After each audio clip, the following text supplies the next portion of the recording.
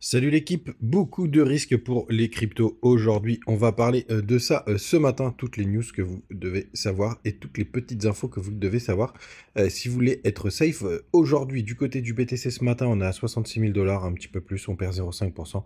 Ether qui perd un petit peu moins, comme hier, qui perd 0,3%, on est à 3 300 $. Tout pile, on a BNB qui est en forme, plus 2%, et il repasse devant Missile Sol qui est plutôt stable. Et on a XRP, grande forme de XRP, 7,6% de performance ce matin. Bravo à lui. Sur le reste de la map, c'est un petit peu mitigé. Quand on va au milieu du top 25, du top 50, pardon, donc au top 25, on a CAS qui prend un petit 2%, et dans le bas du top 50, rien de très intéressant. On a TAO qui perd 1%, Injective Protocol qui perd 4,4%. Bref, rien de très intéressant. On commence tout de suite avec la news importante d'aujourd'hui, un des risques aujourd'hui, les gars. Nous sommes tout simplement sur la clôture monthly, donc la bougie mensuelle. Et alors sachez-le les gars, je ne vais pas rentrer dans les détails aujourd'hui, mais si on arrive à clôturer au-dessus des 67 572 $, c'est complètement barjo. Il y aurait un signal complètement ouf que personne n'a vu, et je pense que personne ne vous en parlera, mais qui est complètement dingo. Je vous le dirai si jamais cela se produit du côté d'Ishimoku. Ah non, on est sur le Market Cypher, pardon. Du côté du Market Cypher, on voit qu'on est juste au-dessus de... On est en train de se poser en monthly sur le coup, sur le haut de ce petit ruban. Donc c'est plutôt pas mal. On va regarder sur les petites time frames ce qui se passe. On revient en daily. Et donc en daily, pour l'instant, on a eu deux grosses journées baissières. Alors ce qui est un petit peu dommage, c'est tout simplement qu'on s'est fait complètement chasser pour aller chercher le nouveau plus haut. Alors pour l'instant, ça n'enlève pas la dynamique haussière en daily. Vous voyez, c'est très propre, mais attention, on a une grosse divergence qui en plus a été validée. Donc quand on a une validation de divergence, ça ne veut pas dire qu'on va corriger, ça veut dire qu'on va à minima consolider, mais bien entendu, on peut aussi corriger. Donc on va voir ce que ça va donner. Je vous avais donné les Fibos. Si on va plus bas, je vous remontrerai tout à l'heure. Là, évidemment, ce qu'il y a de plus risqué aujourd'hui, c'est tout simplement le FOMC statement et la prise de position sur les taux d'intérêt du côté de la Fed. Donc, il faudra surveiller ça de très près. Donc, à 8 h ce soir, donc 20 h, vous allez avoir les résultats. Mais comme je vous le disais hier, pour moi, ça va être hyper stable. Et bien entendu, dans la foulée, à 8 h 30, il y a le FOMC Press Conference.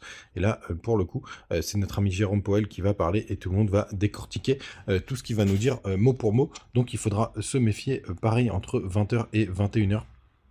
Puisque ça va être un petit peu le bazar et ça risque de chasser dans tous les sens. Ce qui est intéressant de voir, c'est qu'on a été chercher à la perfection, même si c'était un gap 4 heures. Regardez, c'est hyper propre. Hop. Vous voyez, avec cette petite mèche, à la perfection, on est venu le combler. Donc ça, c'est plutôt une bonne nouvelle qu'on ait réussi à le combler, puisque ça enlève un petit peu de pression baissière. Pour rappel, il y en a toujours un énorme qui se situe jusqu'aux 58 000 $ en daily. Il est un peu plus petit en 4 heures, mais que vous l'ayez en tête. Tout simplement, ETH face à BTC, toujours un peu plus bullish du côté d'ETH, mais là, on est vraiment sur du court terme. Ce serait bien qu'on arrive à faire un petit W juste là, peut-être justement, grâce un peu au FOMC et la Bitcoin dominance, pour le coup, qui a repris. Attendez, là je suis en monthly, on va repasser hop en daily, hop, qui reprend, mais vraiment un chouille, un petit peu de poil de la bête, mais rien de bien méchant. Nous, ce qu'on espère, c'est que ETH face à BTC partent à la cave. Du côté des autres infos, notamment des liquidations, on a un gros pic qui s'est formé désormais au-dessus des 70 200 $. Hein. J'ai vu pas mal de gens qui sont rentrés en short sur ce pic, pour le coup, ce qui est plutôt pertinent, hein, qu'on se le dise, pour le coup, surtout après avoir eu une grosse chasse, mais ce qui est plutôt aussi une bonne nouvelle, c'est que vu qu'il y a pas mal de monde qui sont rentrés en short sur toute cette zone, et derrière ça fait des points de liquidation. Et regardez, on est à quasiment 1,5 milliard qui nous attendent au-dessus des 70 000 $, voire même 2 milliards si on va aux 70 300. Et évidemment, il y a ce pic complètement barjot qui se situe aux 72 000, au-dessus des 72 000, et qui n'a pas bougé, et c'est un peu plus calme sur le nord. Donc ça, c'est plutôt une bonne nouvelle. L'autre good news quand même, c'est que j'ai vu que les fundings ce matin ont bien baissé. Vous voyez, on est à 0,0667 du côté de Binance, hein, c'est celui qu'il faut surveiller, les gars. Les autres, c'est intéressant, mais c'est surtout Binance qui fait les marchés. Donc c'est celui que je surveille de très près. 120 millions de liquidation hier, rien de bien méchant. Le crypto fear à 61. Bref, beaucoup de news du côté de notre ami CoinGlass comme d'habitude. On va jeter un œil vite fait très rapidement aux ETF pour voir ce que ça donne. Est-ce qu'on a les infos? Ah bah hier c'était des outflows, vous voyez, il y a des gens qui sont sortis des ETF, moins 18 millions, c'est plutôt la parité. Rien de bien méchant, à noter tout de même qu'on a tout simplement corrigé, donc toujours corrélé. Si quelqu'un et j'arrive pas à le trouver encore, avoir un truc un peu propre avec avec toutes les infos, les trackers des infos du côté des ETF spot Ether, n'hésitez pas à me le dire en commentaire. Si vous avez un truc assez intéressant, j'attends de voir si CoinGlass va le faire. C'est pas le cas, mais en tout cas, si vous avez ça, les gars, je suis preneur pour qu'on puisse le suivre tous ensemble en direct live du côté de mon trade Ether. Alors, j'ai failli sortir sur cette mèche hier pour le coup, mais après, je me suis dit attention, je vais pas me faire avoir par une petite chasse au stop. Tout simplement.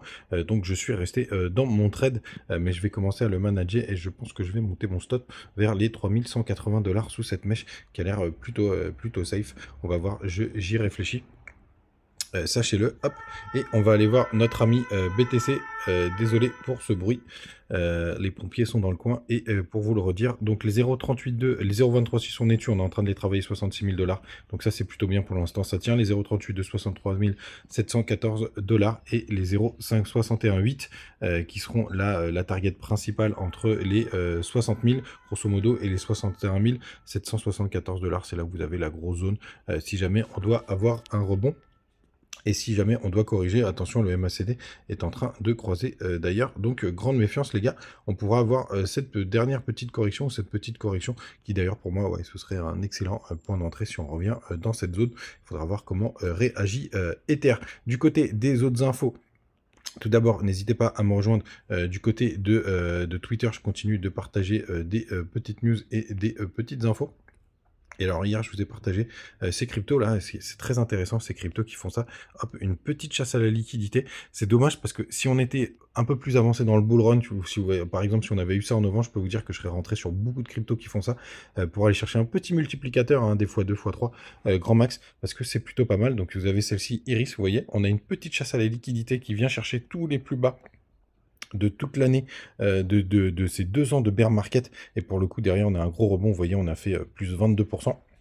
Donc ça c'est hyper intéressant. Je regardais ce matin, on est déjà retombé à 0,16 et vous avez une autre crypto qui est un peu plus costaud, un peu plus connue, qui est exactement dans ce profil-là, c'est Atom Cosmos.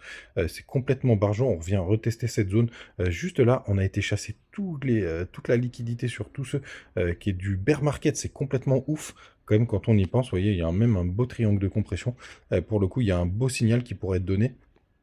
Si jamais on vient casser les 6,53 et si on n'a pas d'autres corrections, pour le coup, vous voyez, ça peut nous faire un joli W weekly et même avec un croisement MACD weekly. D'ailleurs, on va aller voir si le 3 jours a croisé. Hop.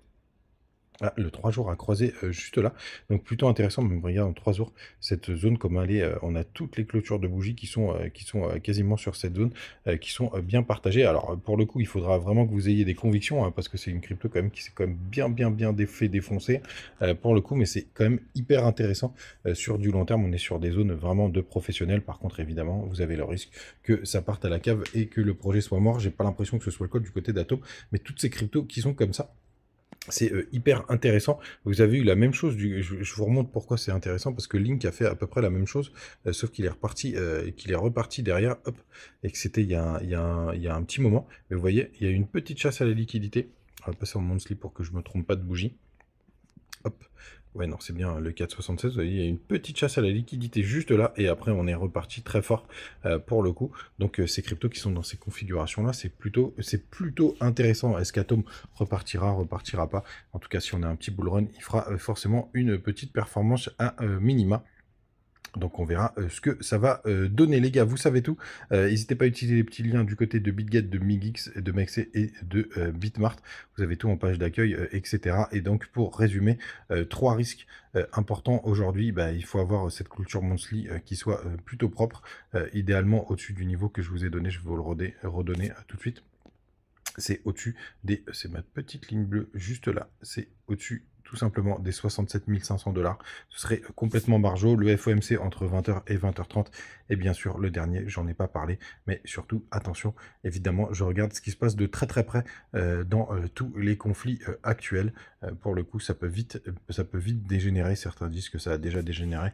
Je ne vais pas rentrer dans les débats de qui, pourquoi, etc. Mais en tout cas, les gars, c'est quand même quelque chose qu'il faut voir de près, parce que évidemment, si tout part en vrille, je peux vous dire que les cryptos, ce sera le cadet de nos soucis, les gars. Passez une très très bonne journée. On se retrouve comme d'habitude tous les matins. Ciao.